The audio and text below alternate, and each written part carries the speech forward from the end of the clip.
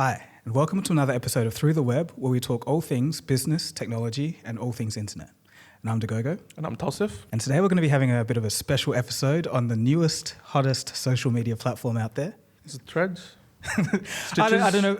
Stitches. I don't know if it's the hottest, but it's definitely the newest, and it's popping off pretty rapidly. But before that, just maybe a quick recap of our week. Sure. Well, this week was a bit special. Ended up in Sydney. Me and Tawsif, we went to the ABC headquarters. So for those of you who don't know, the ABC is the Australian Broadcasting Corporation.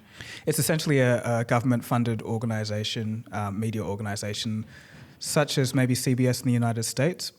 And they invited us over for a bit of a panel just to discuss what's going on in the social media landscape and how corporate media, or I guess traditional media, can take some of that and kind of like see a symbiosis of what we could offer to each other.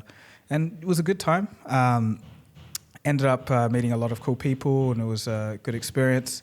And then after that, we went to the Google headquarters in Sydney, or the Australian headquarters. And there we just had a bit of a general chat, and got to see the office and talk to some people and see what comes out of it. So, yeah. That was great, listening in from the audience, from my perspective as well, just seeing you. Because we talk about these things anyway, but then being in a more of a traditional setup and being invited to speak there whilst not being from traditional media landscape was pretty cool. And the funny thing was they had a whole AI panel with AI experts from lots of different fields. And this was like maybe a 30, 40-minute panel. And it was just everything that we've been saying on this podcast. I was listening and I was like, this is nothing new for me and Dagogo, because it's just condensed 6 months of our podcasts that you all have been listening into 45 minutes. So that was kind of cool to, I guess, self-validate what we say. Like, okay, we've been talking about this for, even before. And it was just good to see that people were picking up on some of the general mindset there. But the Google visit was also pretty cool. So we were just, invited by a contact. Again, there was no specific angle there. It was just a quick hello, because, YouTube does have a part to play in terms of helping the creators and wanting to know what the landscape's like. And in Australia, one thing we talked about is that we don't really know other creators from Australia as much, because it's such a, first of all, big country. And even then, it's like there's just not enough communication or understanding or any general place for creators to catch up or talk or anything like that, compared to the US, where everyone knows everyone. At least from us, from here, that's what it seems like. So that was pretty great. But overall, it was a quick few days in Sydney, very productive, we thought, and hopefully, I don't know, something comes out of it. I think something will, yeah. One interesting thing is, did you know that Long Mac Topped Up, the coffee drink, is unique to Perth? Oh. I went there and I ordered. It's like, what is that? Really? I was like, oh, you don't know what's Long Mac Topped Up? I was like, no. And then I went to another cafe. It's like, do you know what's Long Mac Topped Up? I was like, no, we don't.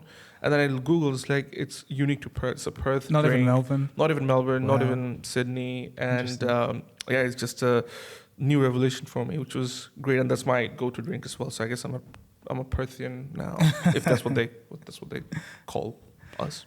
Yeah, I never heard that term, but it makes sense. But look, besides personal stories, Threads. Yep, Threads. Insane few days in terms of keeping up with what's happened. Before we go into our personal takes and what's happened, I'll just quickly give an update on what Threads is. So for those who don't know, earlier this week, Facebook and Instagram's parent company Meta brought a new product onto the social media scene, and they called it Threads. It's basically a competitor to Twitter after confirming plans for the app just 3 months ago. Were you aware of?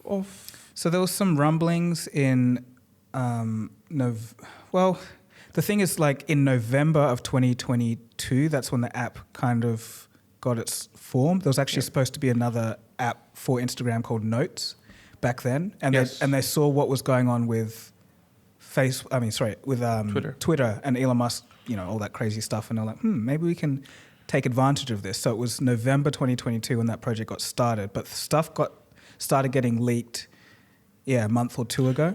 It's interesting because up until this point, before you said the word notes, I wasn't aware. I couldn't think of anything, but I remember somebody talking about notes, and I thought that was something that already existed within Instagram, which was like this mini Tumblr blogging, like a guides thing.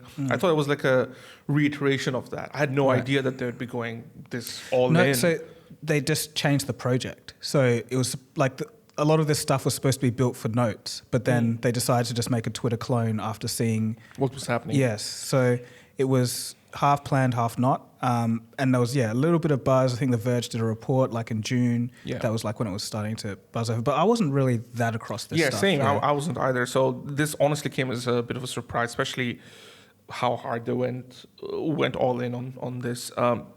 And it seems to have paid off, at least in the early stages, because the app received 5 million signups in its first hours and had 30 million users as of Thursday morning last week. And I think right now it's tracking 95 and definitely 100 million in a matter of hours at this stage by the time we're recording this. And a number of brands and celebrities and prominent figures were already users soon after the launch. So it's free to download. It's a text-based conversation app. It'll also have things like video and photo attachments and forwarding to DMs. And according to Meta, quote, where communities come together to discuss everything from the topics you care about today to what will be trending tomorrow. Whatever it is you're interested in, you can follow and connect directly with your favorite creators and others who love the same things, or build a loyal following of your own to share out your ideas, opinions, and creativity with the world, end quote. Posts on threads can be 500 characters long, as opposed to 280 for most Twitter users. So that's not quite right. I think Twitter has a mode where you can go into the thousands. That's what I said, for most. Oh, Twitter most. Users. Okay, yeah. And videos of up to 5 minutes in length can be posted on threads as well. Posts can be shared as a link on other platforms and posted directly to your Instagram story, which is, again, something that Twitter doesn't like in terms of having other social media platforms links. And I think he even banned it at one point, didn't he? Mm-hmm. There was this talk about Twitter not allowing third-party social media links to be shared around within Twitter. It'll take some time. So, quote, it'll take some time, but I think there should be a public conversations app with 1 billion plus people on it. Twitter has had the opportunity to do this, but it hasn't quite nailed it. Hopefully we will, end quote. And obviously since then, it's been the fastest platform to reach 1 million active users, and it's now eyeing the ChatGPT record, which was 100 million active monthly users. It wasn't monthly at the time, but just sign-ups, I think. And that was 8 days. 8 days. I think that was 8 days for ChatGPT. But they also, I think, had the 100 million monthly active users as well, which was a separate record. Yeah, eventually. But the initial sign-up record was, So, overall, from what we've heard, that there was actually an initial plan to launch this a little later. But after Twitter's incredibly interesting fiasco over the weekend with rate limit exceeding warnings, it gave Threads the perfect time to capitalize on this. So much so that even on 4th of July, a lot of the Threads teams were back in office. So 4th of July is a holiday in the US. And they were during the holidays in the office trying to get this up and running. Just so they could ride that hype of everyone just dunking on Elon and Twitter. Overall, before we get into the other aspects of what's happened, just want your personal thoughts on what's happened so far, and if you've used it, what you think of it. Well, I think first of all, the only reason I think everyone knows that this app blew up so fast was the tie to Instagram. I think having that already established user base on Instagram to easily move over to Threads just kind of blows through that whole resistance and friction that it usually takes for a new app to develop its initial user base. So I think that was a genius move by Zuck, and essentially having all of those people there feels like it's populated, feels like it's already established in a way, because like everyone who you expect to be there is there and there's conversations happening. Although the thing is, the long-term viability and I guess sustainability of this app depends on quite a few things. I think it's a bit too feature bare at the moment. There's no way to, I guess, put your bookmarks in folders, or like there's no trending, there's no real, I guess, that exploration aspect. There's no hashtags. It's kind of like mostly people that you're not subscribed to, but that are following is what you see. There's a few that come here and there, but it's not as much as what Twitter offers at this point. And I think that the conversations that are being had are very, it's interesting. It's quite different from Twitter, where it's all arguing and political this and that and people getting angry at different stuff. But for Threads, it seems like it's, just a bit of an extension of the Instagram kind of conversational style. But there's no DMs as well at this point, so you can't really have a one-on-one conversation with someone. So it's almost like the whole Be Real thing, where that blew up, and it just depended on if they're going to, or one of two things would happen. Either they'll add features that people want and it will kind of take off, or they just keep it the same and people kind of lose interest and get bored. So it depends on how much Threads is willing to do in order to keep these users. So it's really, I'm not sure which way it's going to go in terms of mass adoption or not. But I also just think it's so funny how Zuckerberg is taunting Musk.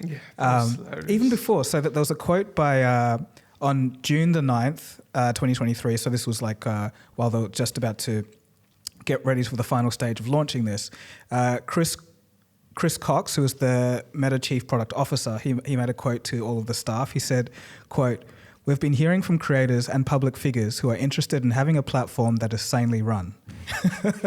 So they know what they're doing. Like they just saw this opportunity and decided to sweep in. And just seeing the reaction from Musk is pretty funny because Zuck posted that meme of the two Spider-Men pointing at each other when Musk was angry at Twitter kind of stealing what was going on, and now he's threatening to sue, which is a whole nother thing. Yeah, well, we'll get into that as well. But as a personal user, what has been your reaction in terms of using the app itself? I think it's a bit boring at the moment, if I'm being honest. Yes, you see a lot of posts from people that you're following, but it's there's just not that element of excitement from something unexpected that you'll see, or something crazy which comes up on Twitter quite a bit. So maybe I just have to use it more, but for me it's not that compelling for me to stay for a long time at this point anyway. That's just my early impression, but what do you think? Yeah, I think for me the signing up aspect was so simple and so easy that kept me kind of checking it out more. Okay, what's it about? The UX is brilliant. I thought it was very smooth, very fluid. So those things were really well done. But you can say that about any app, really. This felt a lot more, like user-friendly, if that makes sense. It was just very easy to understand, very easy to get into, and maybe because of our historical reference to Twitter already, because we know how to use that. So again, there was almost minimal learning curve for this. But overall, it just felt snappier to me anyway. Okay. I don't know what the others who would have used it felt like, but that's what I felt. And in terms of what I was seeing, yes, you're right. I think it almost felt like a high school party as opposed to being at a bar at 3 a.m. where there's a few people just arguing kind of thing. Like that's what Twitter feels like, where this feels like, like 9 p.m. high school party, like everybody just going at it. And I think that's what the overall vibe was from the initial app. And I think that also brought a lot of that energy in terms of memes and jokes and people just dunking on Twitter. And it's like, it already created that Android versus Apple, Twitter versus Thread kind of community, which was interesting to see. I think overall I felt that those were the positive stuff. In terms of the longevity, the sustainability, I've got some thoughts there, but I'll get into those a bit later. But before getting into that, I just want to give a quick update on the Twitter's reactions. So obviously, as you mentioned, that Musk wasn't too happy, so much so that they actually sent a letter to Zuckerberg. So Alex Spiro, the lawyer for Twitter, sent a letter to Zuckerberg accusing his company of engaging in systematic, willful, and unlawful misappropriation of Twitter's trade secrets and other intellectual property. So, quote, Twitter intends to strictly enforce its intellectual property rights and demands that Meta take immediate steps to stop using any Twitter trade secrets or other highly confidential information. Twitter has also accused Meta of hiring former Twitter employees who, quote, had and continue to have access to Twitter's trade secrets and other highly confidential information, end quote. I'm laughing because, and this has been talked about already, but when Twitter was, or rather Musk was just letting go of every single employee that was out there on Twitter, they did minimal due diligence. Yeah. There apparently ex-employees are also suing Twitter for unfair dismissals, lack of severance pays, and just the overall. But not just that. He posted on Twitter, like when people were talking about the firing, it's like, I'm sure those geniuses will go and find some work somewhere else. And then in the lawsuit, he's saying, hey, like with my former engineers you've taken.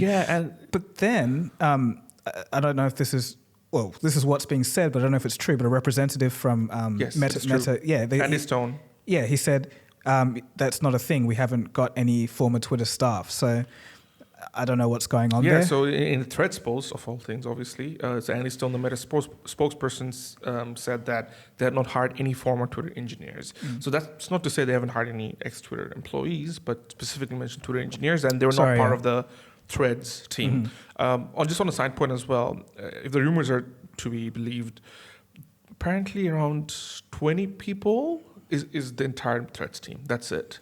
And they took 6 to 8 months to build this thing, which again I thought was incredible how they integrated and just the overall launch of it. But again, if they didn't have any ex-Twitter employees there, then again I don't think this letter is gonna go anywhere, especially with Meta. If there's one social company who's been, let's use the word stealing because that's what the word goes around, but if they've been stealing other features from other application companies, it's Meta, and they've been doing it for so long and so much of it that by now they for sure have enough of a precedent and legal understanding what goes and what doesn't. Right. And also there's apparently a term within Silicon Valley, I have to check this in detail, but there's a term that ex-employees within a certain companies are free to go and work for other competitors. Like that's part of their contracts as well. So again, like these whatever quote unquote trade secrets there are, and again, if Musk were to have a go at Zuckerberg, he has to go at Jack Dorsey. He has to go at Mastodon, which is again another Twitter clone, and there's a few other ones as well. Like Blue Sky. Yeah, Blue Sky's the one by Jack Dorsey. Truth Social, like etc. There's at least 5 to 7 different clones. But according to U.S. copyright law, usually in these cases, the law protects intellectual property, and that usually includes source code or like programming. So the problem is Musk has to prove that some code was actually, like something tangible was actually stolen. It doesn't protect just ideas. No. So that's a real problem. And I think if you really look at it, this lawsuit kind of stinks a bit of desperation. It's like we've got to do something. Because if you think about it, Twitter all this time has been performing like a monopoly in this space, in this whole text-based feed area. So they literally could jack up prices at will. You had to pay for verifications. You had to pay for if you want to see more tweets, etc. If this was a highly competitive market in this space, he wouldn't be doing that.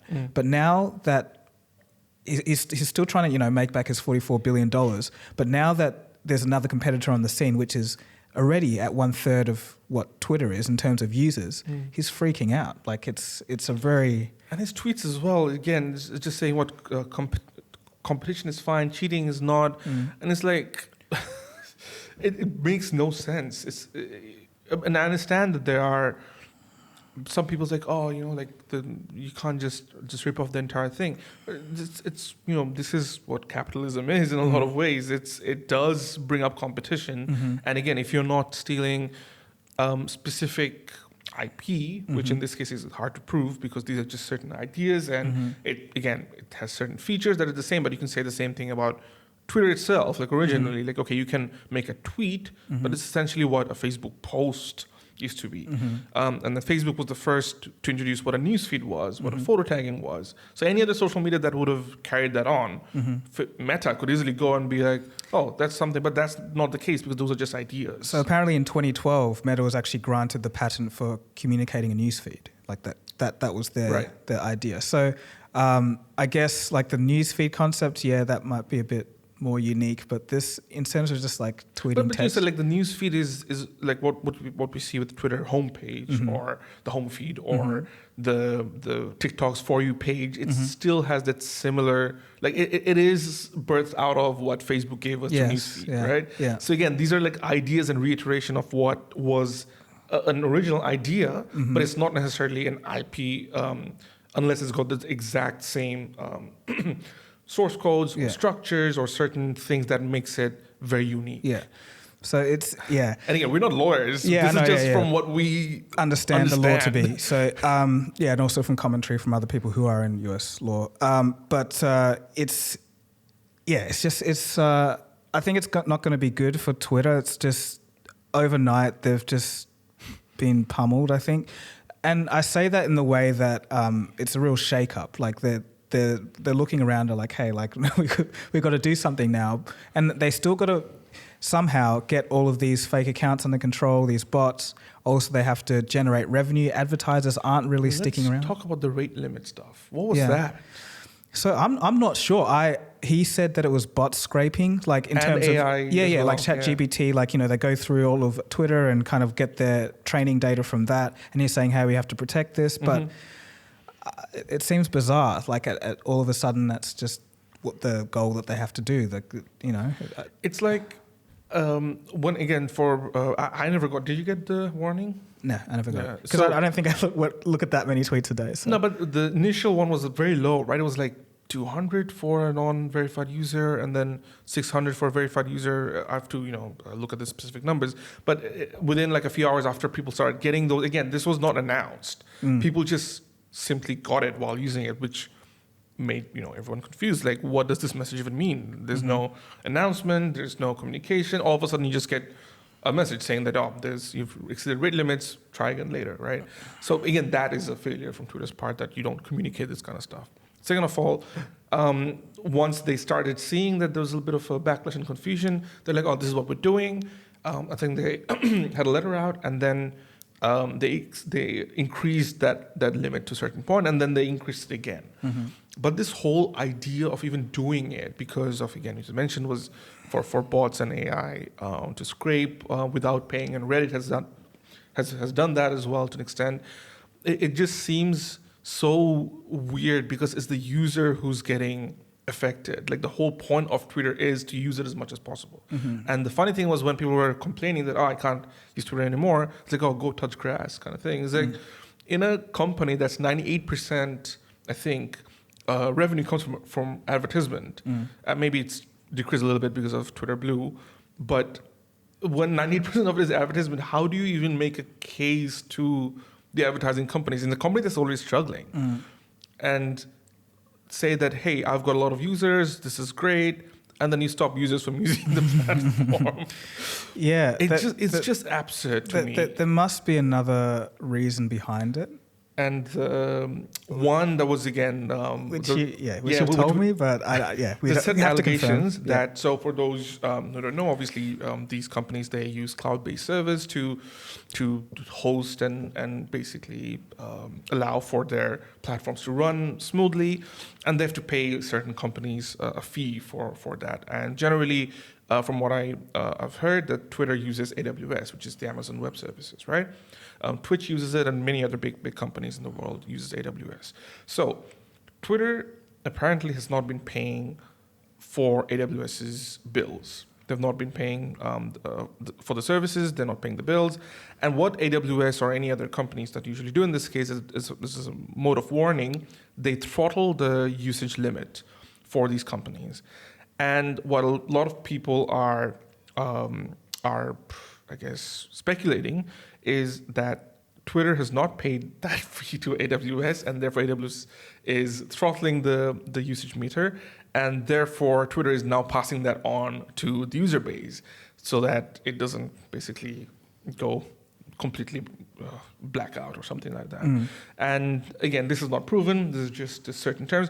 And for any other company, you could say that, yeah, that is a little bit of a far-fetched thing. Maybe it's an internal issue going on. But for Twitter, where there are cases of them not paying severance to their ex-employees, not paying even the rent from, and this is a confirmed story that they have not paid rent for a few of the headquarters around the world, this makes more of a compelling case that, okay, this could also be a reason. But again, this is not confirmed by anyone, at least from what I know anyway, but just makes sense if that is to be the case. Yeah, and if that was, I have to dig into this to see, I think, for the video, because I'm going to make a video on this, of course, quite soon. So, if that is indeed the case, it just goes again to prove just how, like, riding by the seat of his pants, Elon Musk's tenure at Twitter has been. It's just kind of like, oh, let's do this, let's do that, and then like forgetting about some things and whatever. Because obviously he's running a whole bunch of different companies, and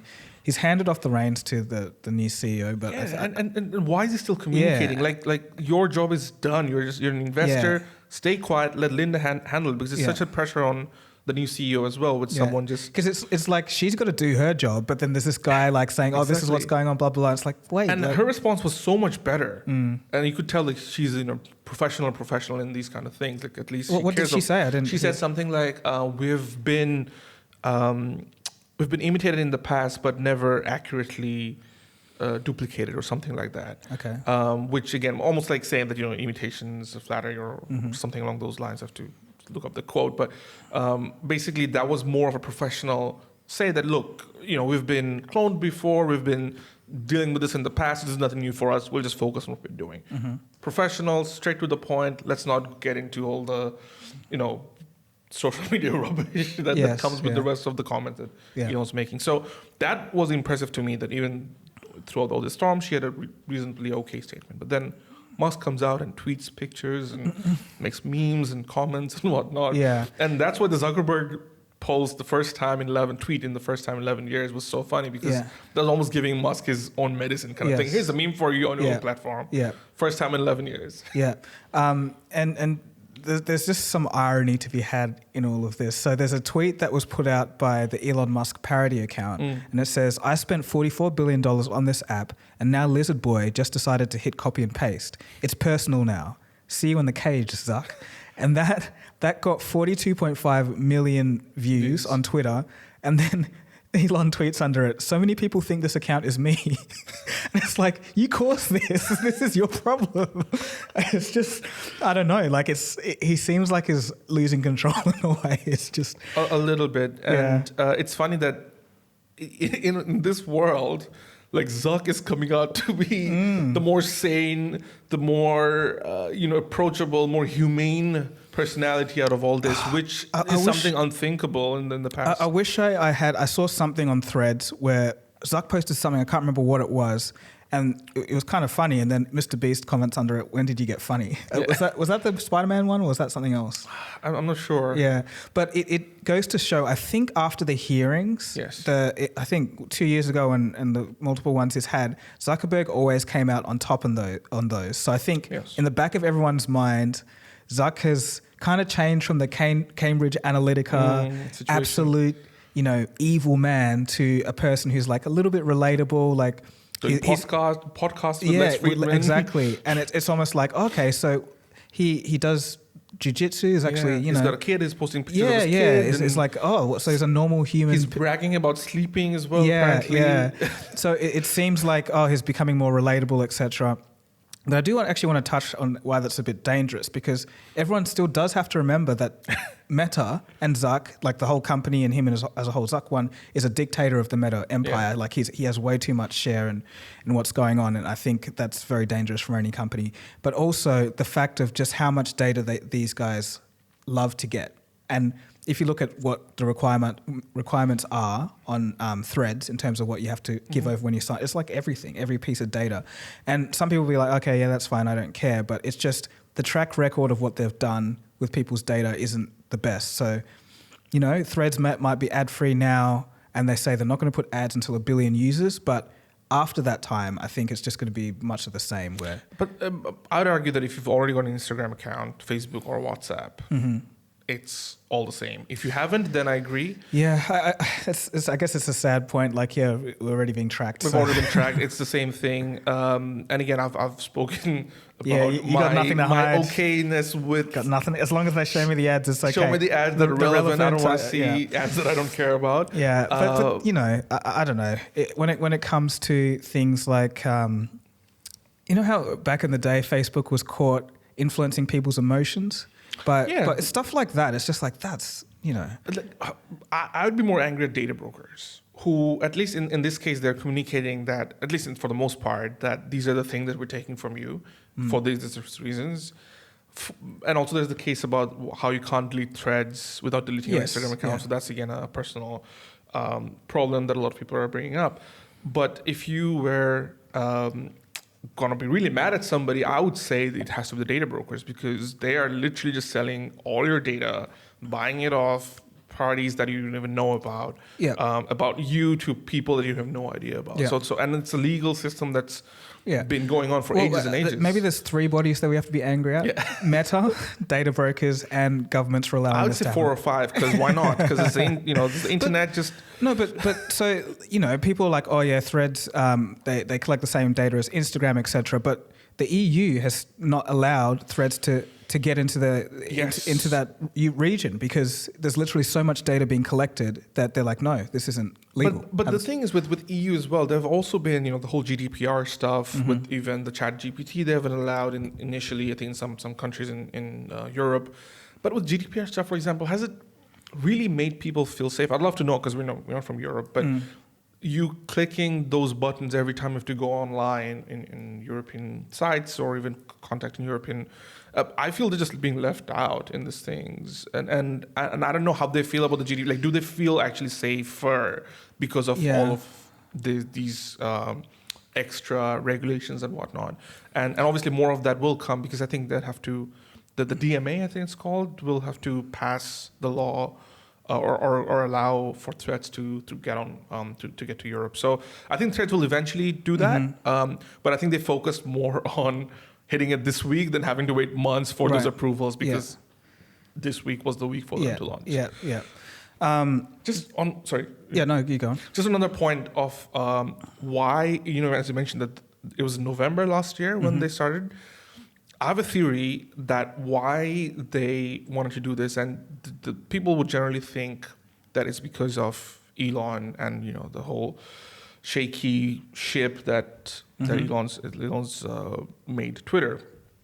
But I think it's more so to do with OpenAI, because that was the time when ChatGPT was getting a lot more traction. People were going crazy.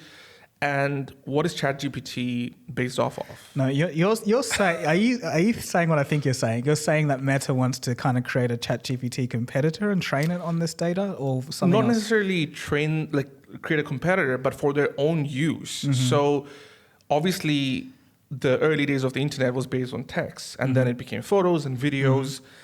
But now we're kind of seeing a reversal, and with Twitter and Reddit and whatnot, it's so text based.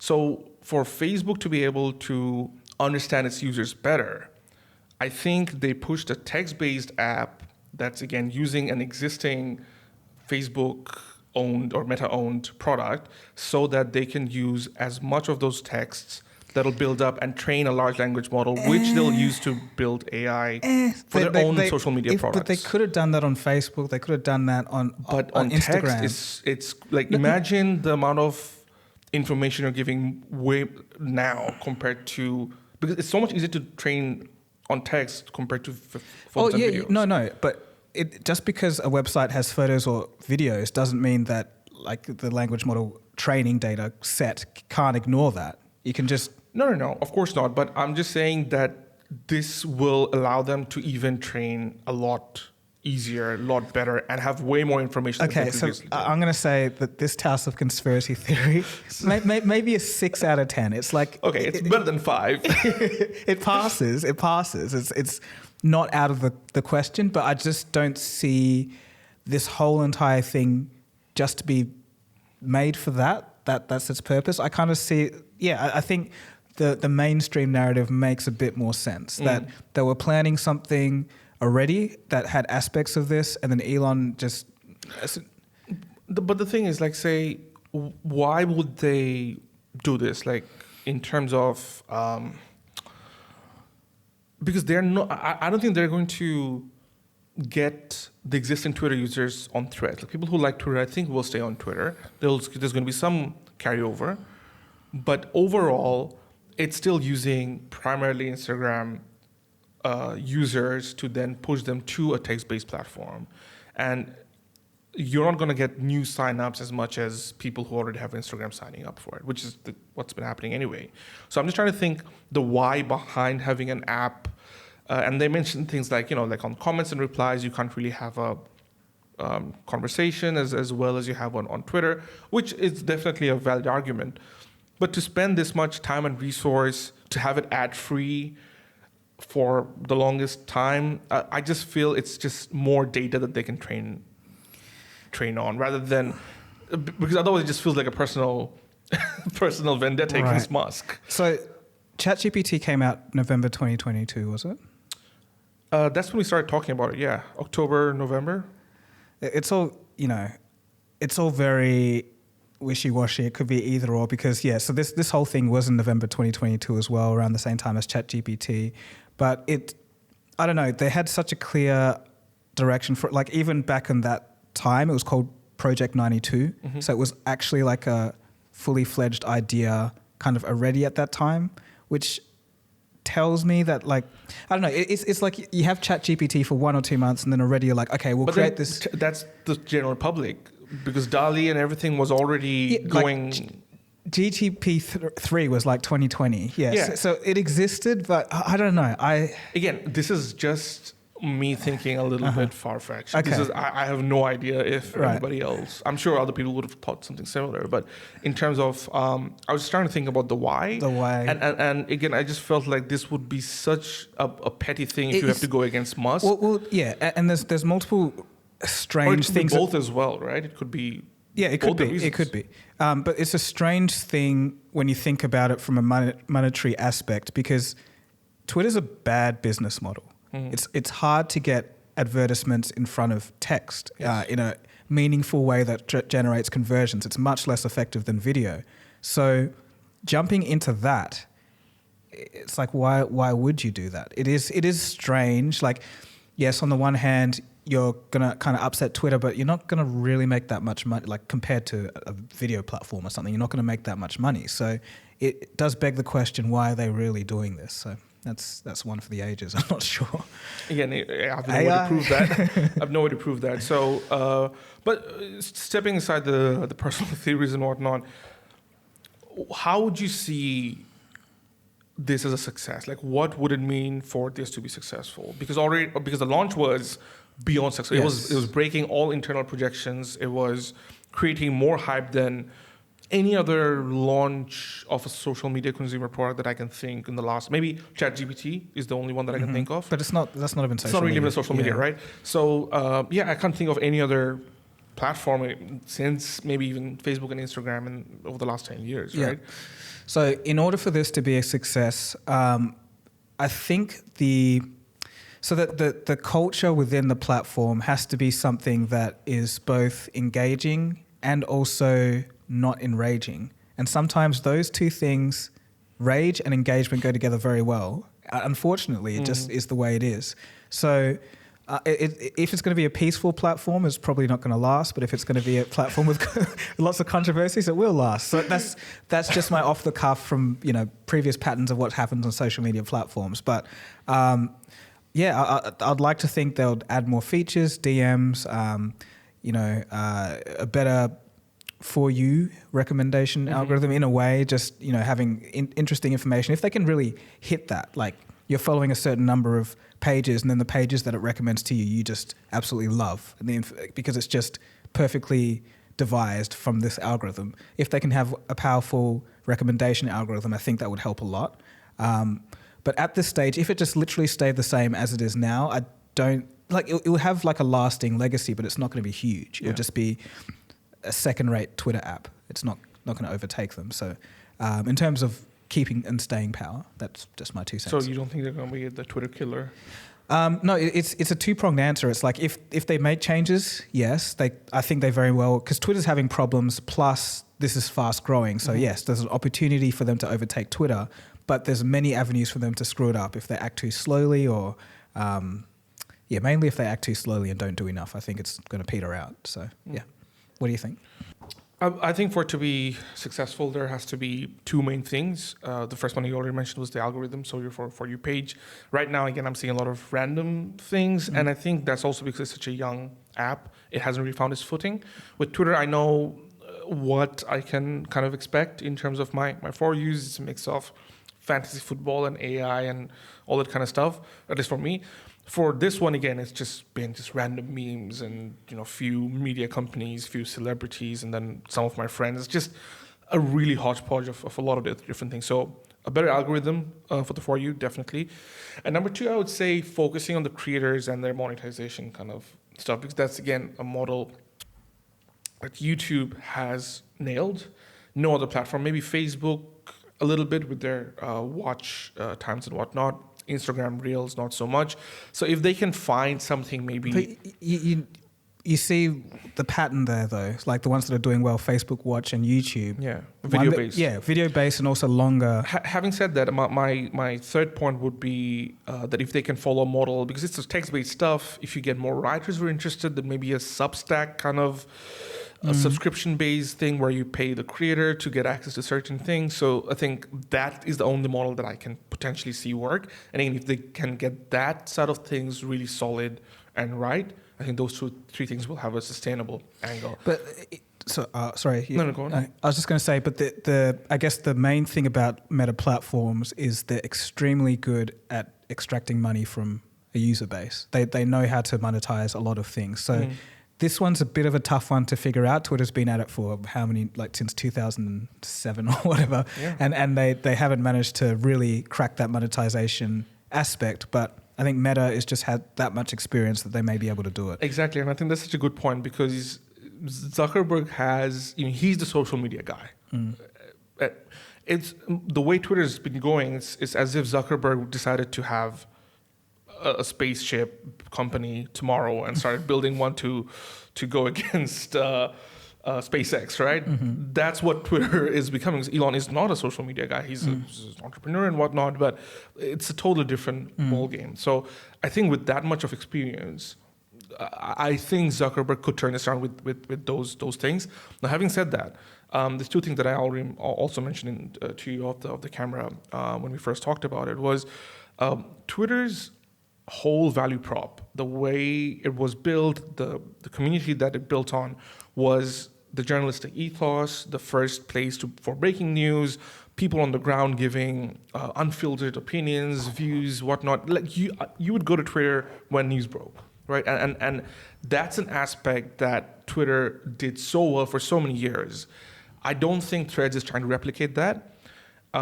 And if they can't, it has to be a different route to what Twitter is going. So therefore, I think it won't necessarily kill Twitter.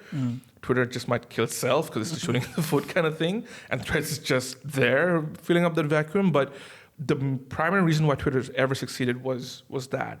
And if they can continue to build on that, I'm talking about Twitter, then maybe they can still exist, almost, coexist simultaneously, where, one is for more serious stuff and the other is for more memes and jokes, and it's an extension of what you do on Instagram comments or what you do on DMs kind of thing, right?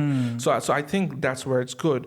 The other angle that I mentioned, and this is where Threads could have, and already probably does already have an advantage, is the user base. And I was telling you how South Asians, I'm originally from Bangladesh, nobody in Bangladesh, you won't find anyone in Twitter. Maybe, of course, maybe 5% or something, but very small user base in South Asia, or at least in Bangladesh and a lot of those other countries, right? With Instagram, now, because they have a lot of presence, all of my friends from Bangladesh and people who never use Twitter now have an access to something that is like Twitter. And they were like, I've never used Twitter, but this is interesting. So they have captured a whole new market that never existed. So now if Threads can capitalize on that as well, I feel that they could. So I think instead of Threads really trying to be like Twitter, they have to see that, okay, what did Twitter miss and what can I provide that is outside of what Twitter is to provide anyway. And then, of course, the algorithm and monetization, I think those things combined, that's the only way I think they can sustain. Because in the past, they've tried different things like IGTV, which was a separate app, complete failure. Vine? Vine gave birth to TikTok in some ways. That was a failure, though. Like in the end. True. Then Periscope as well. There's Clubhouse. Clubhouse. Yeah, like they've tried a Even lot. BeReal's going that route, but it looks, and this is something we spoke about in the past. I still use BeReal, but I don't want to anymore. It's like I'm just doing it for the sake of doing it kind of thing. But I think you made some brilliant points just then about having that whole different user base that uses, so it's like, the Venn diagrams or whatever, but it's like you have the Instagram users and the Twitter users, and then there's a little segment in the middle that's neither here nor there, but then there's a whole bunch of Instagram users that now have access to a Twitter clone that never used Twitter before. And just because there's so many Instagram users, that could be a huge marketing advantage. So that is an interesting point. I think that's an advantage that Threads has. I was about to say Reels. Threads has. But it would just be, interesting to see what the culture develops into. If it's still that on the ground news first, or is it something different where it's like just conversations with people? It just remains to be seen. And I think that's the best way to end it in some ways, because we've seen in the past where Meta and Facebook and Instagram has copied so many of these features, right? With stories, and people were like, this is never going to last. Snapchat is the way to go. Stories is the most used thing now. And then TikTok's thing with Reels, like, nobody's going to use Reels. People just use stories and Reels now. They hardly post these days. So, but then again, they had the other features like IGTV and, those other elements that they tried, I'm sure, in the past that never succeeded. So it just honestly, it's honestly seeing how well it plays out in the future. And we can predict and speculate as much as we want, but ultimately, I don't know, it'll be interesting to see 12 months from now where it all stands, because nobody can say for sure anymore. Okay, we can both not say for sure, but let's just throw out our predictions. Two predictions to round this off. We did have a prediction at the start of the year where we were going to react to it by the end of 2023. So should we make a prediction what will happen to it in December of this year, or should we just do it for next year kind of thing? Let's do it December. December? Yeah. Okay, I'll hear yours first. What do you think will happen to Threads, and what do you think will happen to Twitter December 2023? Okay, so I think that Threads there'll be an initial boom, and then it'll kind of lull off a little bit, but then there'll be some new feature or some new thing that Zuck adds where everyone's like, oh, this is cool, and then it kind of picks up again. And I think the environment of Threads will be uniquely distinct to Twitter. It'll be kind of two different spheres, and Threads may just end up being liked a bit more by a general audience that isn't so into fighting. And then I think Twitter, they'll desperately try to do some things that could salvage the situation, but it just ends up frustrating more people. And there's not an exodus, but a slow leak, maybe death by 1,000 cuts we'll start to see. That's just this is based off just nothing really, but that's just my prediction. So yeah. Mine would be awfully close, man. I also think that this initial boom will definitely slowly spread out a little bit, because right now it's definitely all hype. Again, if and when Zuckerberg and team starts introducing some newer features that are, I guess, more interesting, or I can't think of one right now off the top of my head, but anything that's more engaging, I can't think of anything that would be like that. But yeah, that would pick it up again. In terms of Twitter,